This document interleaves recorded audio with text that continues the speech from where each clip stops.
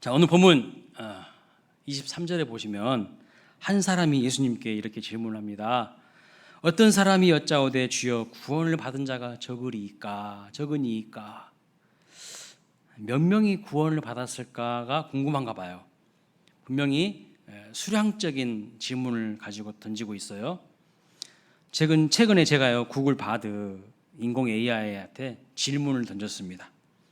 우리나라의 최대 종교가 어떤 종교인지 알려주세요. 이렇게 질문을 던졌더니 우리나라 최대 종교가 어떤 종교일까요? 네? 우리나라 최대 종교가요 무종교래요. 무종교가 최고의 지금 종교입니다. 1980년대는 무종교가요 대한민국 총 인구의 10%였어요. 1995년도에는 무종교가 대한민국 총 인구의 20%였습니다. 그러면 지금 2023년도 1월 기준으로 봤을 때 한국의 무종교 인구는요 63.4%예요. 어마어마하게 많은 사람들이 이제 종교를 갖지 않고 있습니다.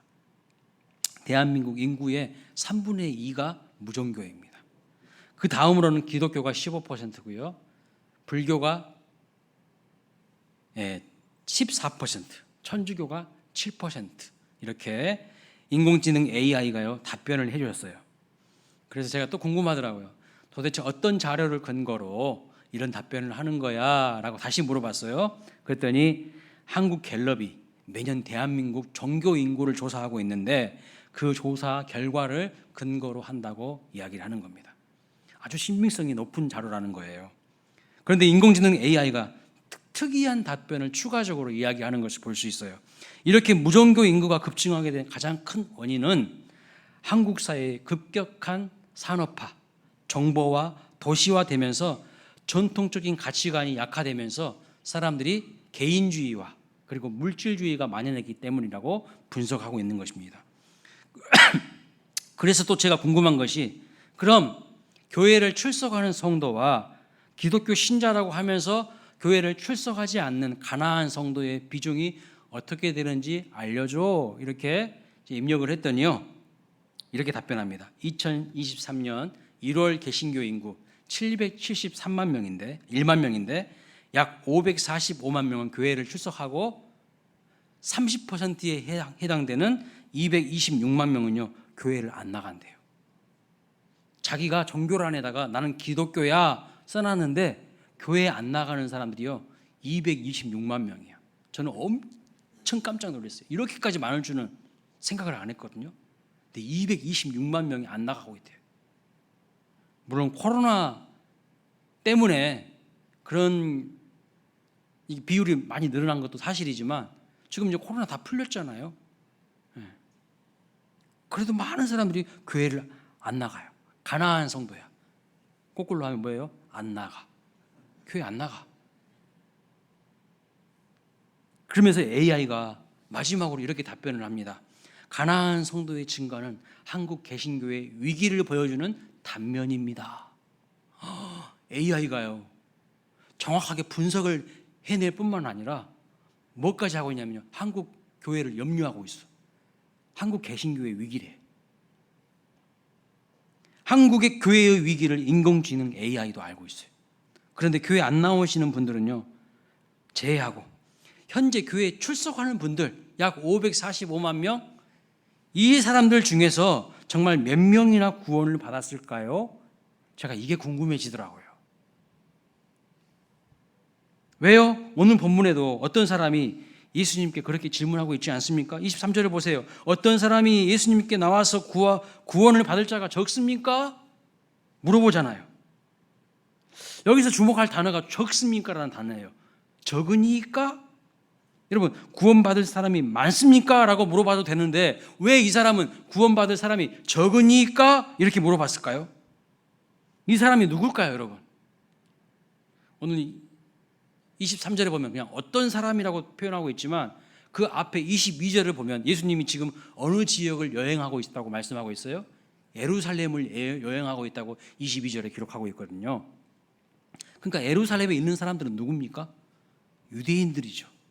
이 사람은 지금 유대인이에요. 유대인이 예수님께 물어보는 겁니다. 구원받은 사람이 적습니까? 물어보는 거예요. 여러분, 유대인들은 지금 어떤 구원관을 가지고 있을까요? 모든 사람이 구원받는 게 아니라 유대인들만 구원받고, 유대인들이라고 해서 다 구원받는 것이 아니라 유대인 중에서도 잘 믿는 사람, 경건한 사람, 특별한 사람들만 구원받는다고 생각했어요.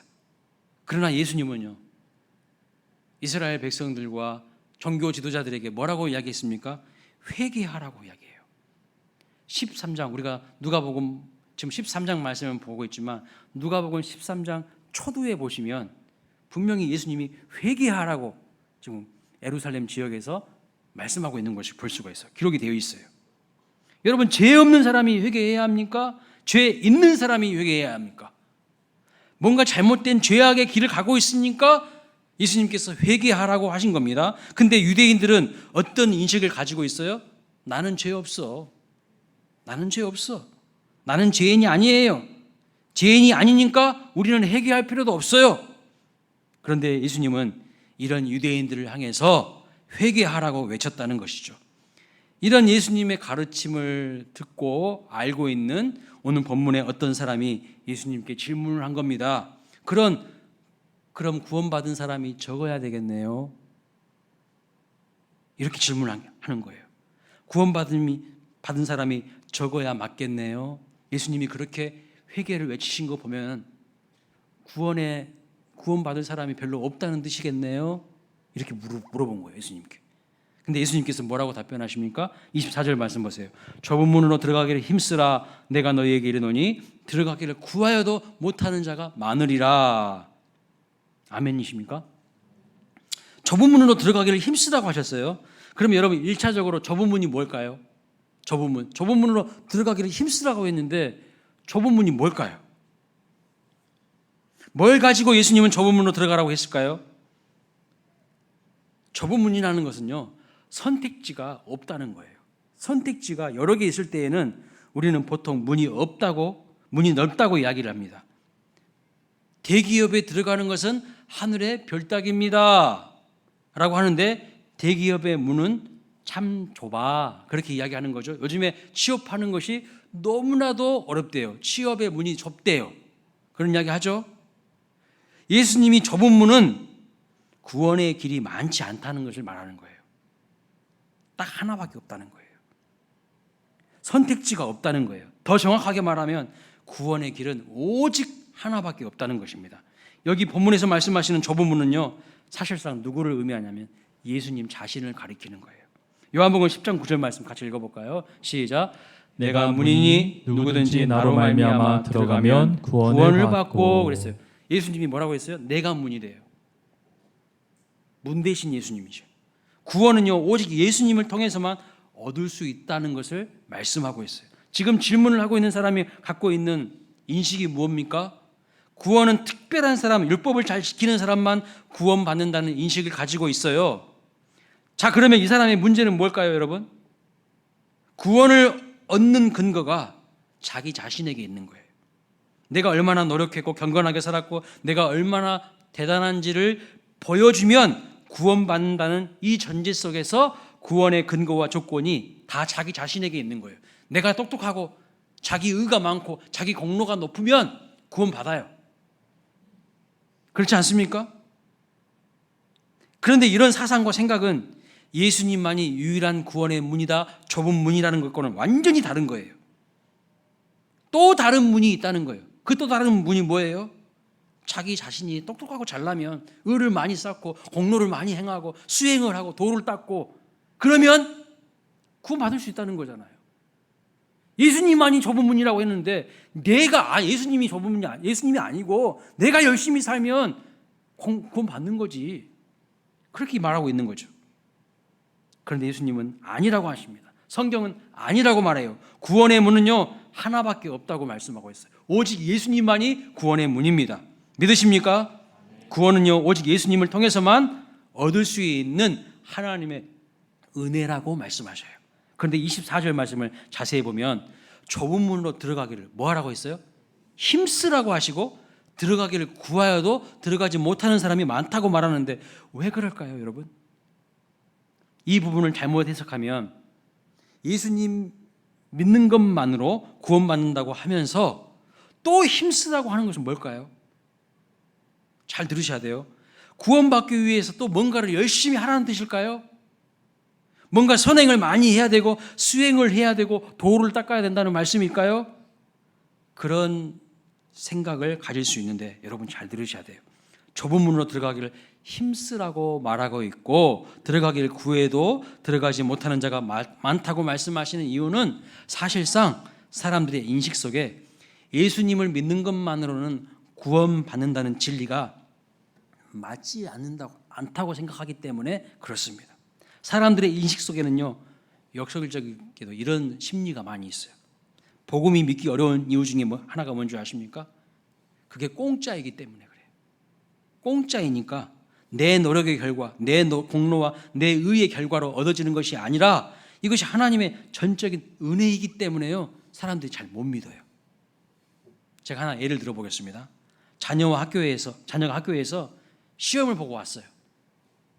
자녀가 싱글벙글 웃으면서 집에 들어와서 엄마, 나 오늘 드디어 100점 맞았어 외쳤어요. 엄마가 막 너무 기분이 좋아가지고 이야, 우리 아들 장하다 막 칭찬해 줍니다. 그런데 엄마가 여기서요, 궁금증이 발동하는 거야. 어떤 궁금증이죠? 너는 100점 맞았는데 그러면 다른 애들은 몇 점 맞았어?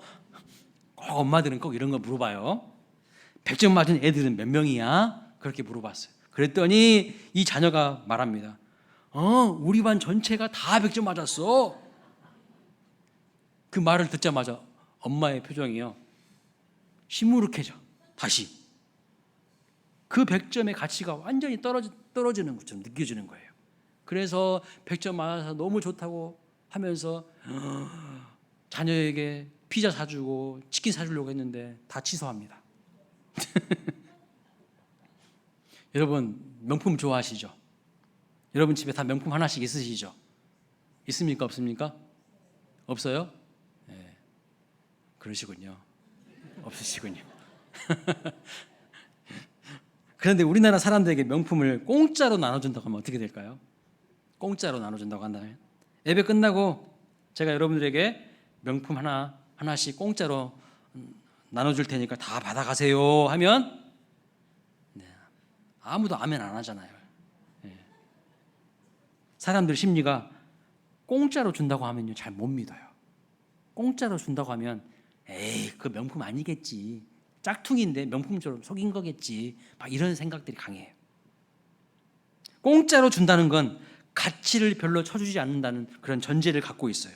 공짜로 줘서 사람들이 다 갖고 있다면 그게 어디 명품입니까? 나만 갖고 있어야지, 특별한 사람만 갖고 있어야지, 그게 명품이지. 개나 소나 다 가지고 있다면 미쳤다고 몇백만 원, 몇천만 원 주고 사겠습니까? 그래서 명품은요, 장롱 속에 거의 모셔두었다가 어디 좀 퀴틴하게 보이는 데 갈 때만 살짝 우리가 꺼내서 착용하고 가잖아요. 그런데 여러분, 대기업에서는요, 이런 사람들의 심리를 아주 잘 이용해요. 잘 이용해요. 기업에서는 비쌀수록 좋다는 것을 좋아한다는 것을 알아요. 비쌀수록 좋아한다는 것을. 누구나 다 쉽게 가질 수 있는 것에 대해서는요, 대체적으로 가치를 두지 않습니다. 사람들은 값진 것일수록 대가를 지불해야 얻을 수 있다고 생각하는 심리가 강해요. 본성이 있어요. 값진 것일수록 대가를 많이 지불해야 얻을 수 있다고 하는 본성, 그게 바로 종교적인 영역에서도 드러나요.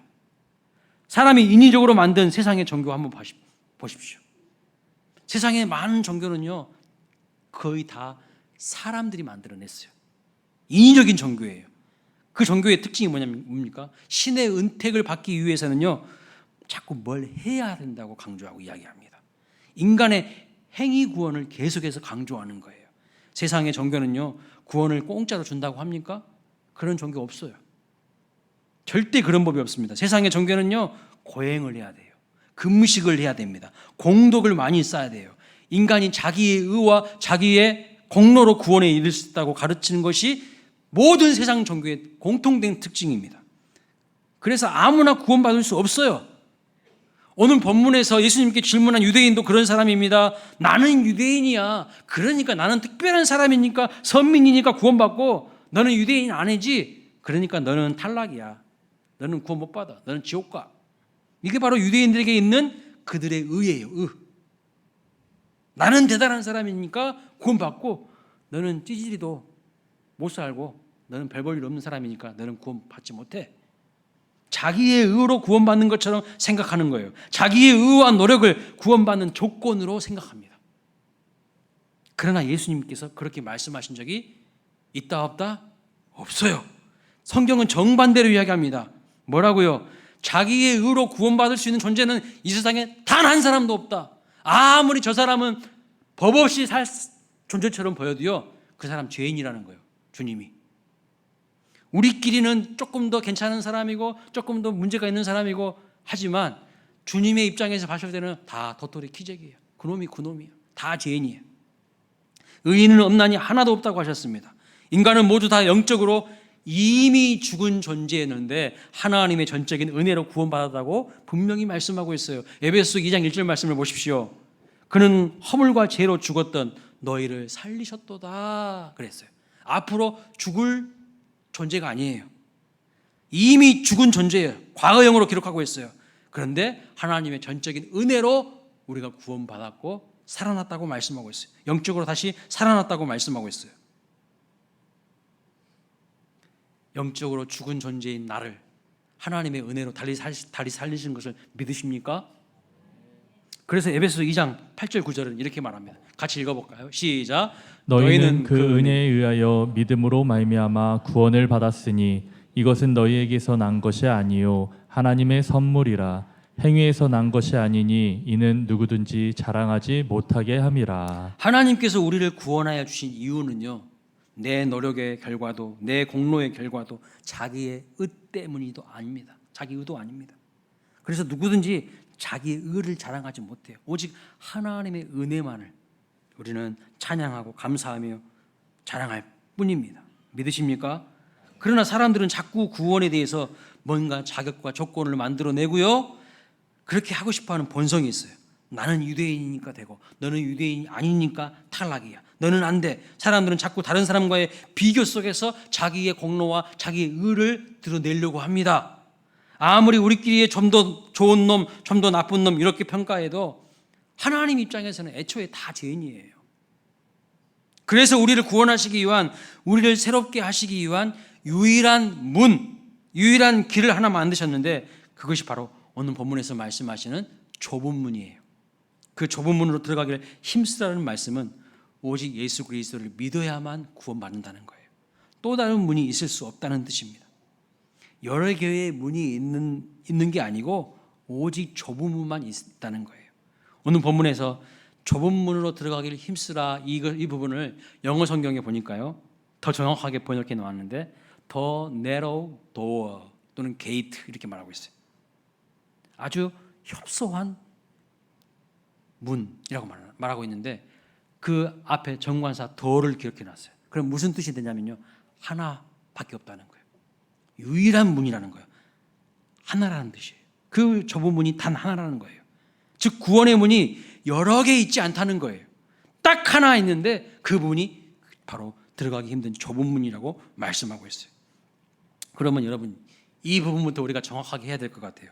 구원에 이르는 문이 여러 개 있지 않습니다. 그 좁은 문은 예수 그리스도이십니다. 예수 그리스도만이 구원에 이르는 유일한 문이십니다. 이 진리가 믿어지시기를 주님의 이름으로 축원합니다. 할렐루야. 이게 기독교의 핵심이에요. 죄송하지만 성경은 이거에 대해서는 절대로 양보를 하지 않아요. 별의별 소리를 다 해도 기독교는 독선적이고 배타적이고 세상에 종교가 많이 있는데 아무 종교나 그냥 믿으면 되는 거지, 뭘 기독교만, 예수님만 믿어야 된다고 해. 죄송하지만요, 절대 타협할 수 없어요. 이거는 불변의 진리예요. 1 더하기 1은 2지. 여러분, 1 더하기 1이 3도 되고 4도 됩니까? 될 수가 없어요.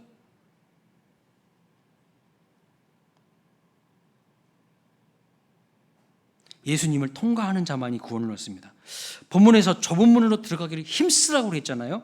이 힘쓰라고 하는 단어를 헬라어 원문 성경에 찾아보니까 이런 뜻이에요. 아고니조마이라는 단어를 쓰고 있어요. 아고니조마이. 무슨 뜻이냐면 싸우다, 투쟁하다라는 의미예요. 힘쓰다라는 단어가.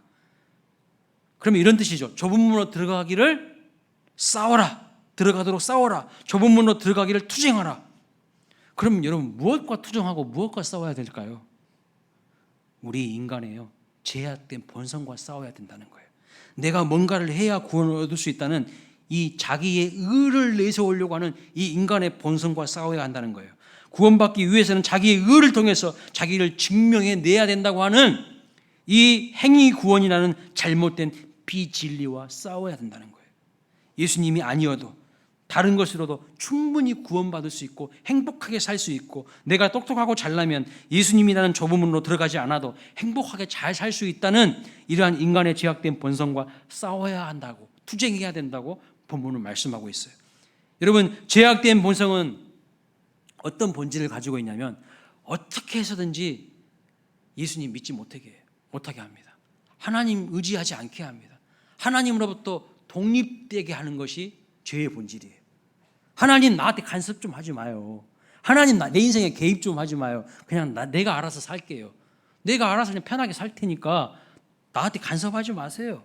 이게 죄의 본질이에요. 자꾸 하나님으로부터 떨어지려고 하는 거, 독립되려고 하는 거, 이게 죄의 본질입니다. 그것과 싸워라, 그것과 투쟁하라고 말씀하는 거예요. 좁은 문 대신 예수님과 달싹 하나가 되어서 껌딱지처럼 딱 달라붙어 있어라. 지금 이 말씀하고 있다는 거예요. 그런데 우리의 본질은 뭐예요? 본성은 뭐예요? 떨어지려고 하는 거예요. 하나님으로 계속 떨어지려고 하는 거예요. 귀찮게 좀 하지 마세요. 왜 내 인생에 개입하려고 하십니까? 내가 내 인생의 주인인데. 근데요, 진정한 신앙을 가진 사람은요, 하나님이 내 인생의 주인이라고 고백하는 사람이에요. 오늘날 많은 사람들이 과거와는 비교할 수 없을 정도로 물질적으로 풍요롭게 잘 살게 되면서 하나님 떠납니다. 좁은 문 대신 예수님께로 들어가는 것을 방해하는 또 다른 것이 뭐냐면요, 아까 AI도 말했지만 물질주의예요. 물질주의가 만연되어 있어요. 쾌락주의예요. 여러분, 이 땅이 지상 낙원인데 천국이 소망이 됩니까? 천국 가고 싶습니까? 인공지능 AI도 압니다. 왜 많은 사람들이 교회를 떠나는가? 물질주의가 만연되어 있기 때문이라고 분석하는데 정확한 지적이에요. 예수님 말고도요, 너무 좋고 너무 화려하고 너무 우리를 편안한 것들이 도처에 널려 있어요. 많아요. 그런 것에 푹 빠져 있으면 좁은 문 대신 예수님께로 가고 싶은 마음이 생기냐는 거예요. 오늘 주일날도요, 산과 바다와 들과 엄청 우리를 유혹하는 것들이 많잖아요. 거기 가서 앉아있지 뭐하러 교회로 옵니까? 좁은 문 대신 주님께로 나아가는 것이 싫어질 수밖에 없어요. 세상의 것들이 너무 좋아 보이면. 바보들이나 교회 와서 앉아있지, 에? 그렇게 생각하는 거예요. 그 사람 생각은. 하나님을 향한 갈망이 하나도 없는 거예요. 예를 들면 이런 겁니다. 아이들에게요, 여러분, 밥 먹이기 전에 아이스크림 잔뜩 먹여보세요. 달고 단 사탕, 과자 잔뜩 먹여보세요. 밥 먹고 싶을까요? 관심이 없어. 이미 달고 단 것으로 헛배를 채웠기 때문에. 오늘 우리가 그렇다는 거예요. 그런 시대에 살고 있다는 거예요. 제가 이번 주에요, JTBC 텔레비전 프로그램 중에 톡파원 25시라는 프로그램을 보고 있는데, 미국의 말리부 해변, 말리부 비치를 쫙 소개하더라고요. 그런데 그 해변만 소개하는 게 아니라 그 해변을 끼고 있는 대저택들을 쫙 소개하는 거예요. 한번 그림을 보여주십시오. 사진을 보여주세요. 저기가 말리부 해변입니다. 저 말리부 해변은요, LA하고 상당히 가까워요. 또 헐리우드하고도 상당히 가깝습니다. 그래서 이 말리부 해변에 저기가 말리부 해변이에요. 한번 가보고 싶은데 과연 기회가 있을지 모르겠습니다. 다른 사진 한번 보여주세요. 다음 사진. 그런데 여러분, 집 한 채가 얼마인지 아세요? 246억 8천만 원. 아무도 안 놀라시네.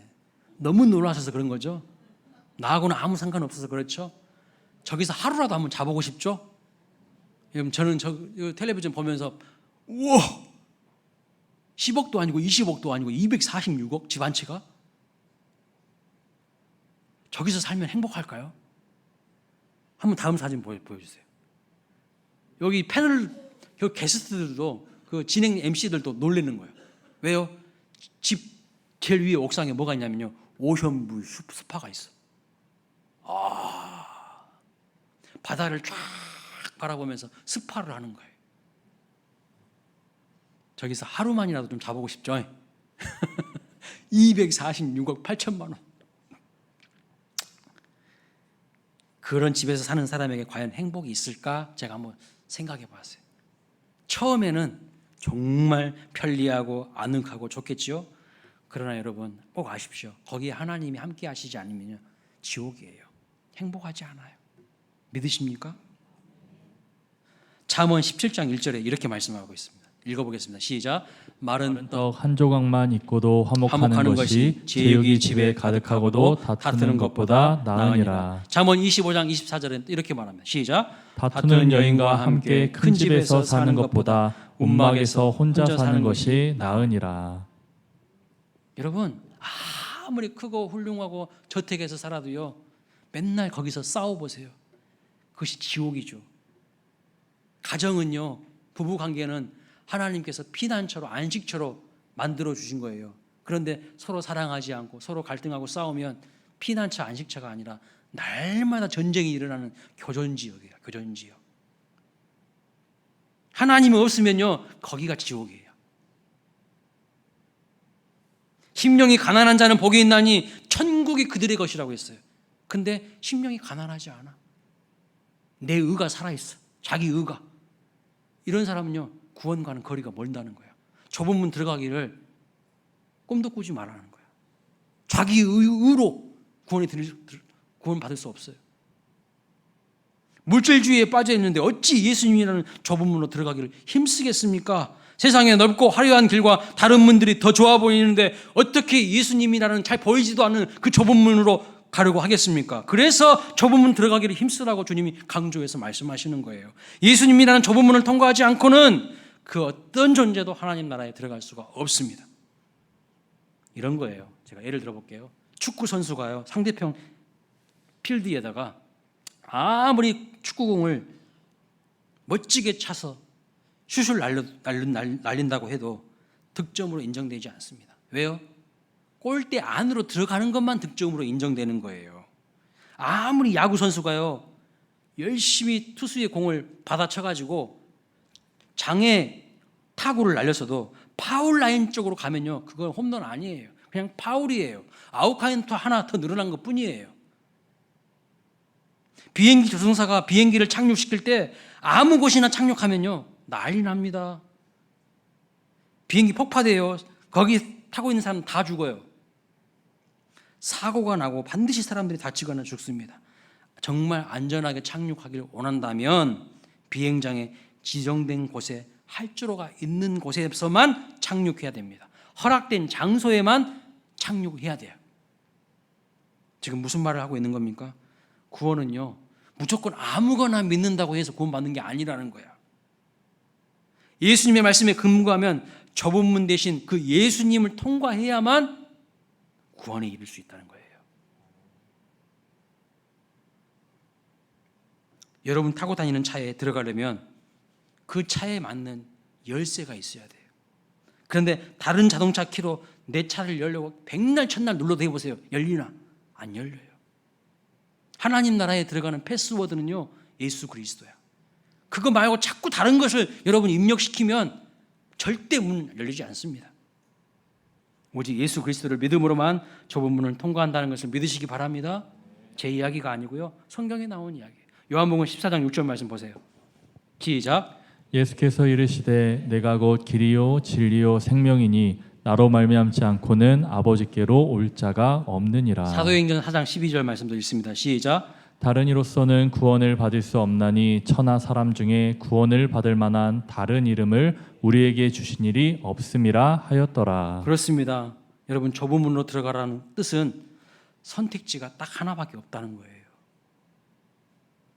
이것도 있고 저것도 있는데 아무거나 하나 골라 잡아, 그게 아니라는 거예요.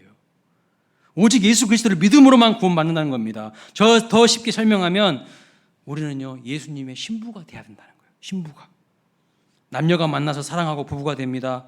부부가 된다는 뜻이 여러분 무엇입니까? 이제 평생 내 배우자만 바라보고 의지하고 사랑하며 살겠다는 선언입니다. 이제는 한 여자만 사랑하고 이제는 한 남자만 사랑하겠다는 것입니다. 세상에 남자들이 널려 있어요. 세상에요, 여자들 많아도 이제는 절대로 다른 사람 쳐다보지 않겠다는 결단과 각오가 이 남자만, 이 여자만 사랑하겠다는 뜻입니다. 그래서 결혼식 할 때 신랑 신부에게 서약 시키잖아요. 주례자가. 무슨 뜻인지 아세요? 이제 그 사람만 죽도록 사랑하겠다는 뜻이야. 이제 모든 선택지 다 포기하겠다는 뜻이야. 아무리 세상에 남자들, 멋있는 남자들이 수천 명, 수만 명 있어도 그 사람들은 내 남편 아니야. 난 이 사람에게 내 전부를 주겠습니다. 이런 뜻이에요. 언제까지? 죽을 때까지요. 그게 결혼입니다. 신앙도 마찬가지예요. 예수님 밖에 모르는 사람이 돼야 된다는 거예요. 오직 예수님과 하나 되는 것이 신앙입니다. 그래서 그리스도인이 누구입니까? 라고 묻는다면 저는 이렇게 합니다. 예수님과 발을 묶는 사람이라고. 여러분은 예수님과 발 묶으셨어요? 에이, 그거 귀찮아. 예수님 막 발 묶는 거. 그냥 나 혼자 막 달려가야지 빨리 갈 수 있지. 뭘 예수님하고 발을 묶어. 마치 2인 삼각 경기에서요, 서로 상대방과 내 옆에 있는 사람과 발을 같이 묶고 어깨 동무를 하고 영차 하나 둘 하고 결승선까지 딱 가는 거, 그것이 신앙이에요. 그래서 사도 바울은 신앙을 가리켜서 믿음의 경주라고 했어요. 믿음의 경주예요. 조금 가다가 같이 하기 싫으니까 발 풀어, 너하고 이제 안 해. 그게 아니에요. 싫어도 계속 묶고 가는 거예요. 그래서 예수님과 발을 묶고 선한 싸움을 싸우고 달려갈 길을 달려가며 끝까지 믿음을 지키는 것, 그것이 바로 하나님께서 우리에게 원하시는 신앙입니다. 한눈 팔지 말아야 됩니다. 좁은 문 대신 예수님 외에 자꾸 다른 것에 마음 품지 말고 세상에 마음 주지 말고 오직 주님만을 사랑하시는 저와 여러분 되시기를 주님의 이름으로 축원합니다. 미국은요, 알코올 중독자들이 너무 많대요. 근데 알코올 중독자만 많은 게 아니라 요즘에는요, 마약 중독자들까지 너무 많아진대요. 그래서 어떤 거리에 가면요, 사람들이 다 좀비처럼 하고 있어요. 좀비처럼. 네? 마약에 취해가지고요. 통제가 안 돼. 이성도 감정도 의지도 다 마비시켜버렸어요. 알코올과 마약이요. 그런데 미국에 가보면 알코올 중독자 치유 모임이라고 있어요. 일명 AA라고 하는 건데요. 많은 사람들이 이 모임에 들어가서 치유받고 새로운 삶을, 변화된 삶을 살게 됩니다. 그런데 여러분, 이 모임에 들어가려고 하면 조건이 있대요. 그 조건이 뭐냐면 이렇게 고백을 해야 돼요. 나는 알코올 중독자입니다. 나는 내 스스로의 힘으로 알코올 중독의 문제를 해결할 수 없습니다. 그래서 나를 도와주시기를 간절히 바랍니다. 과거의 잘못과 결함을 인정합니다. 특별히 하나님께서 나의 단점과 결함을 없애주시고 하나님의 돌보심에 나의 의지와 생명을 맡기기로 결정합니다. 이렇게 고백한 사람이요, 거기서 그 모임에 들어가서 치유받는 프로그램에 임할 수 있대요. 그런데 알코올 중독 회복 12단계 프로그램을 제가 이렇게 딱 봤는데요, 완전히 이게 무슨 프로그램이냐면요, 신앙 회복 프로그램이야. 여러분, 알코올 중독이요, 약물로 치료될까요? 몇 번 상담한다고 치료될까요? 약간의 효과는 있을 수 있어요. 그러나 하나님 만나지 않으면요, 치유가 안 돼요. 중독에서 벗어날 수가 없어요. 무슨 뜻이냐면 알코올 중독에서 해방될 수 있는 것은 인간의 방법으로, 세상의 방법으로 안 된다는 겁니다. 하나님 만나야 돼요. 예수님 만나는 것만이 죄의 사슬, 알코올의 사슬에서 해방될 수가 있어요. 저는 우리도 동일한 고백을 해야 된다고 생각합니다. 알코올 중독이라는 단어에 제가 죄라는 단어를 대입시켜 봤어요. 이렇게 됩니다. 나는 죄인입니다. 나는 내 스스로의 힘으로 죄의 문제를 해결할 수 없습니다. 그래서 내 힘이 아닌 오직 예수님만이 내 문제를 해결할 수 있으니 이제 내가 주님을 온전히 의지합니다. 나의 허물과 결함을 인정합니다. 주님 시키는 대로, 분부하신 대로 순종하겠습니다. 나를 받아주십시오. 이게 가난한 심령을 가진 사람이에요. 심령이 가난한, 내가 죄인이라고 고백하는 사람만 좁은 문으로 들어갈 수 있고 천국에 들어갈 수 있다는 겁니다. 이렇게 고백할 수 있는 사람만. 오직 예수님을 제대로 믿으면요, 다시 제자리로 돌아오게 돼 있어요. 제대로 된 삶의 방향과 목적을 갖게 된 것입니다. 우리가 주님의 뜻대로 살고 주님의 뜻대로 살지 못하도록 만드는 모든 세상 것들과 여러분 단호하게 결별하시고 좁은 문으로 들어가시기를 주님의 이름으로 축복합니다. 세상의 넓은 것 추구하며 세상의 넓은 걸 바라보면 절대로 좁은 문으로 들어갈 수가 없어요. 없어요. 오늘 말씀 보면요, 좁은 문의 중요한 특징이 한 가지 있어요. 무엇이냐면 한 번 닫히면 다시는 열리지 않는다는 거예요. 26절에 보시면 우리가 주 앞에서 먹고 마시고 길거리에서 가르치신 것을 알고 있다 할지라도 주님은 너희를 알지 못한다고 이렇게 말씀하고 있는데, 너희를 알지 못한다는 표현을요 2번이나 강조해서 25절과 27절에서 말씀하고 있습니다. 그래서 사람들이 항변해요. 아니 어떻게 모를 수가 있습니까 우리를? 26절에 보시면 우리가 주 앞에서 먹고 마시지 않았습니까? 주님 앞에서 먹고 마셨지 않습니까? 주님이 길거리에서 가르치실 때도 우리가 다 옆에서 보고 있었는데 어떻게 우리를 모를 수가 있습니까? 우리식으로 표현하면 이런 겁니다. 우리가 주일에 교회에 나와서 예배도 드리고요, 예배 끝나고 교회 식당에 가서 밥도 먹었어요. 그런데 어떻게 주님이 우리를 모른다고 하실 수가 있으세요? 이 표현하고 똑같은 거예요. 여러분 억울하죠? 산과 바다과 들로 안 가고 주일날 예배당에 와서 앉아 있어. 그리고 끝나고 성도들하고 교제하면서 밥도 같이 먹었어. 근데 주님이 나는 널 모르겠대. 너 누구냐? 그러신다는 거예요. 왜 그럴까요? 왜 예수님께서 지금 이런 말씀을 하고 계실까요? 사람은 속여도 하나님은 속일 수 없잖아요.